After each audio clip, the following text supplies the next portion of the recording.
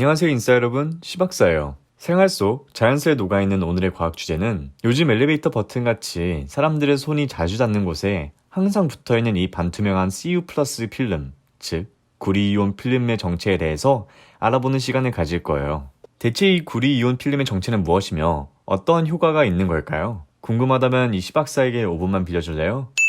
그럼 시작해볼게요.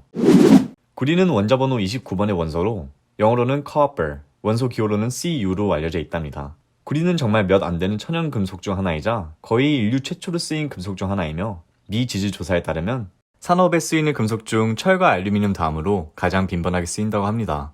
그럼 구리는 어떤 특성이 있고 그에 따른 쓰임새는 무엇이 있을까요? 구리는 높은 전기 전도성과 연성, 낮은 열 팽창성, 그리고 좋은 납땜 용이성으로 인하여 무려 전체 사용량의 75%만큼이나 전기 전선과 케이블 제작에 소비된다고 합니다. 그 외에도 무른 성질 탓에 각양각색의 합금 재료도 되고 뛰어난 열 전도성 덕에 난방용 배관으로도 쓰이기도 하고 강한 내수성 덕분에 선박 재료가 되며 산화작용에 의해 생기는 녹청색 피막의 아름다움으로 인해 건축물에도 응용이 된다고 합니다. 하지만 오늘 강의의 주제이며 요즘 세간에 떠오르는 구리의 특별한 능력이 있으니 그것은 바로 구리가 가진 항균성입니다. 구리가 최근에서야 항균의 효과로 주목을 받고는 있지만 사실 정말 오래전부터 그 훌륭함이 알려져 있었다는 사실 알고 계셨나요? 무려 기원전 2600년 고대 이집트 시대에 집필된 의학 교과서에 따르면 구리의 살균성이 훌륭하여 여러 수술 도구에 사용되었음이 기록되어 있고 그로부터 긴 시간이 지난 1800년대 중반 전 세계를 강타한 콜레라에도 유독 강한 면모를 보였다고 합니다. 결국 그러한 발견들에 의해 집중적인 연구가 차례대로 진행되었고 2008년 미국 환경보호국에서 마침내 구리의 항균성을 공식적으로 인정하게 되며 수도꼭지, 문고리, 헬스기구, 그리고 병원 및 지하철 손잡이 등과 같이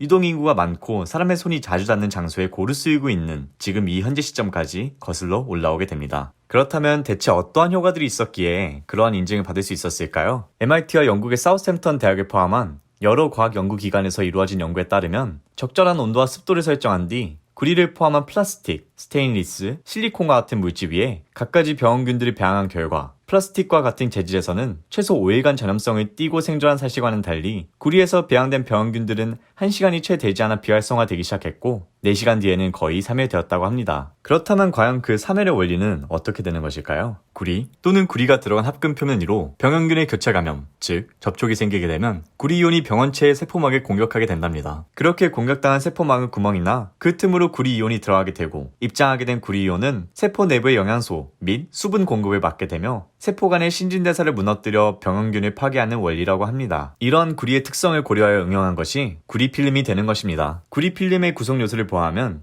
위 그림과 같이 필름의 제1, 2층은 폴리에틸렌으로 이루어져 있고 세 번째 층, 즉 총 필름 중 약 8%가 항균동으로 그 분말이 최대한 균일하게 분산되어 배치되도록 제작되었다고 합니다. 정말 빈틈없이 유용해 보이는 필름이지만 서강대학교 화학과 교수님에 따르면 그 투명한 비닐이 제 값을 할지에 대한 의문은 아직 풀리지 않았으며 과도한 맹신은 삼가고 항상 손 씻기와 같은 개인 위생을 빼먹어서는 안 된다고 합니다.